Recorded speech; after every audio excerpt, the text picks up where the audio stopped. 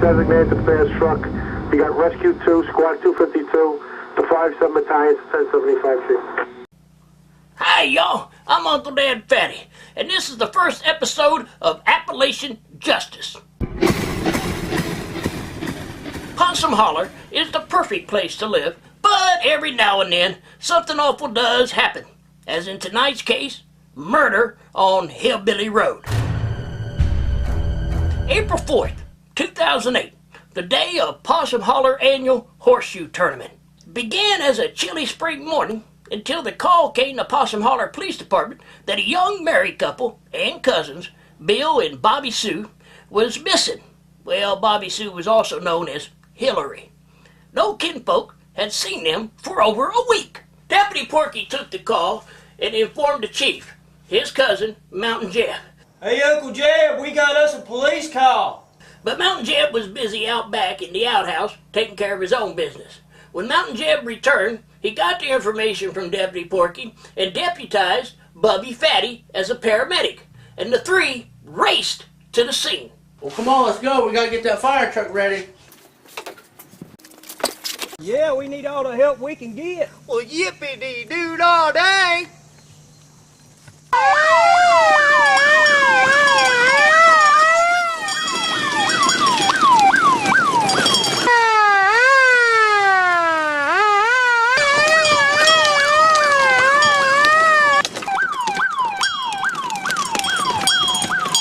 After hours and days searching the holler, somehow and secretly, the state police was informed of the situation.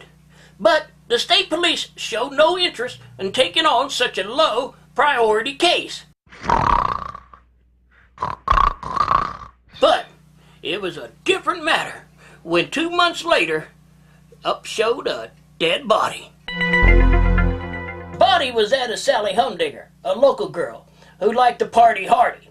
Now, she made her living by renting herself out to midgets as shelter. Sally Humdinger was found laying face down on a picnic table. Her 2 humdingers had been surgically removed from her chest and was never found anywhere at the crime scene, among the horde of beer bottles and cans.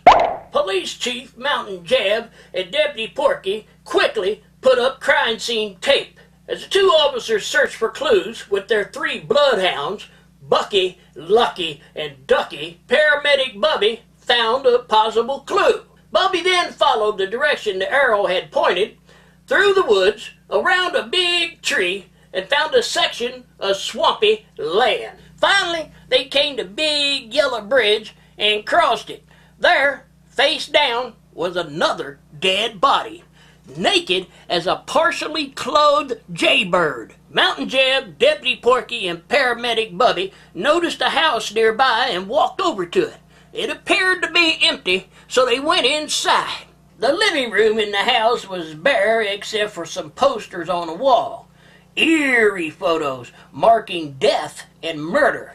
On the floor in the corner of the room was a book titled Nothing More Than Murder. In the far bedroom, Mountain Jeb found a sign posted on the wall, done up in a bragging way.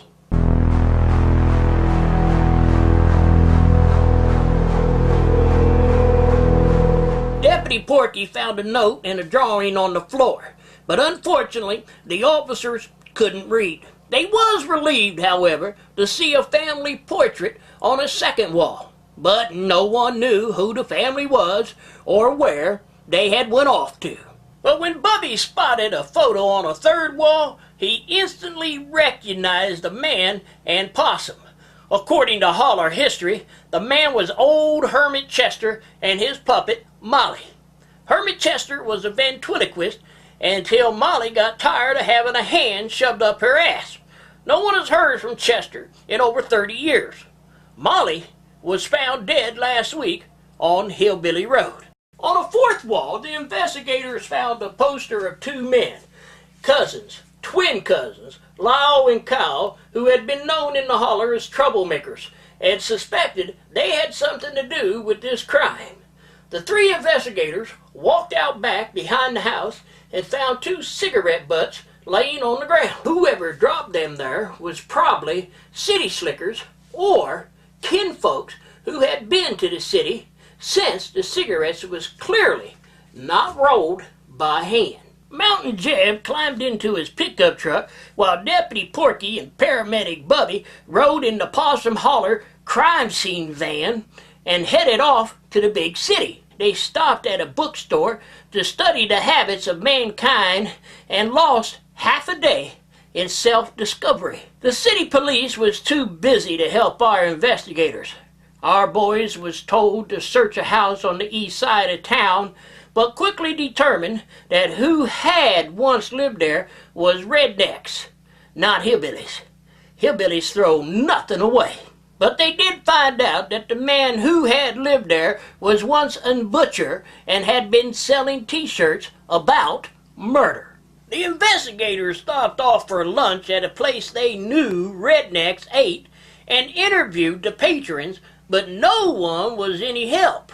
Our boys had a seat and drank one beer.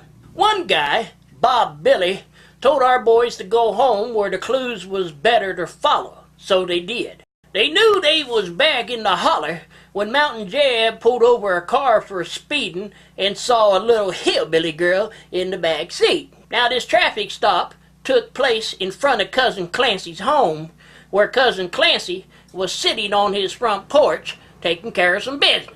Mountain Jeb suddenly had the urge to do the same. Then they drove by the high school where they saw the road crew working on the road. As they headed back to the house, they spotted a warning sign and decided to follow the driveway right where that warning sign had been posted. Inside and behind the first shack, they found several dead animals, including a pig in a jar and a human skull. Over the hill, near the family cemetery, they found two vehicles parked. Our investigators climbed up to their stationary helicopter and watched the surrounding area, but only saw a rabbit staring back at them. Now, unbeknownst to our investigators, they was being watched from the cornfield. Our investigators was determined to get to the bottom of this mystery and went back to the city and again questioned Bob Billy for a long, grueling 3 minutes until he confessed all he knew. Bill and Hillary was safe and had become so much alike. They have grown so close together that they were operating as one person. Now, Bob Billy told our investigators that the dead bodies was nothing more than a mannequin and a blow-up doll. The boys took them back to the jail to further study them, along with a picture book they got from the bookstore with scratch and sniff photos. Bob Billy was so shook up from the questioning that he took a job at a local Walmart as a greeter. Finally, everything got settled back down to normal down here in the holler, and everyone returned to their everyday chores. What's that? Oh, thank you. My producer just gave me a paper here and like to see us investigate a cold case file where the clerk at the post office down here in Possum Holler was taken hostage several years ago. And that case had never been developed. Never found out whatever happened. So we may investigate that for you, so stay tuned. This has been Uncle Dad Fatty with Appalachian Justice. Good night, everyone. Oh! Hello, you've reached the police department's voicemail. Pay close attention as we update choices often as new and unusual circumstances arrive. Please select one of the following options. To whine about us not doing anything to solve a problem that you created, press 1. To inquire as to whether someone has to die before we'll do something about a problem, press 2. To report an officer for bad manners when in reality the officer is trying to keep your neighborhood safe, press 3. If you'd like us to raise your children, press 4. If you'd like us to take control of your life due to your chemical dependency, press 5.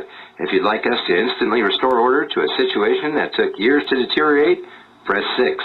To provide a list of officers you personally know so we will not take enforcement action against you, press 7. To sue us or tell us you pay our salary and you'll have our badge, or to proclaim our career is over, press 8. To whine about a ticket and or complain about the many other uses for police rather than keeping your dumb ass in line, press 9. Please note your call may be monitored to assure proper customer support, and remember, we're here to save your butts, not kiss them. Thanks for calling your local police department, and have a nice day.